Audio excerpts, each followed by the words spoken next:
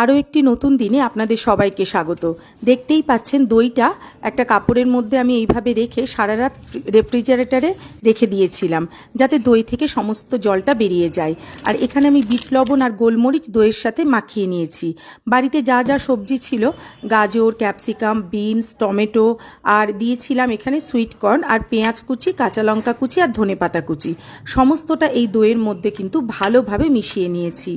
তারপর আর কি একটা পাউরুটি স্লাইসের মধ্যে এই মিশ্রণটা আমি দিয়ে দেব। তারপর আরেকটা পাউরুটি স্লাইস দিয়ে সেটাকে আমি চেপে দেব।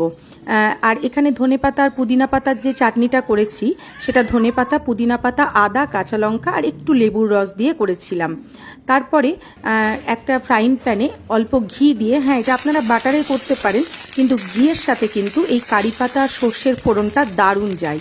আর ঘিটা হেলদিও বটে, তার জন্য এখানে পাউরুটিটা কারি পাতা সর্ষে ফোড়নের ওপরে দিয়ে তার উপরে একটুখানি ঘি বুলিয়ে দিয়েছি। তারপরে পাউরুটির দুপাশটা ভালো করে আমি ভেজে নিয়েছি।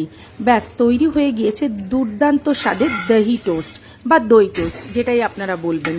আর এটা কিন্তু যারা ওয়েট লস জার্নিতে আছেন বা যারা খুব হেলদি খেতে পছন্দ করেন, তারা কিন্তু অবশ্যই একবার এইভাবে দই টোস্ট বা দহি টোস্ট বাড়িতে ট্রাই করতে পারেন। ভালো থাকবেন, সুস্থ থাকবেন, আনন্দে থাকবেন।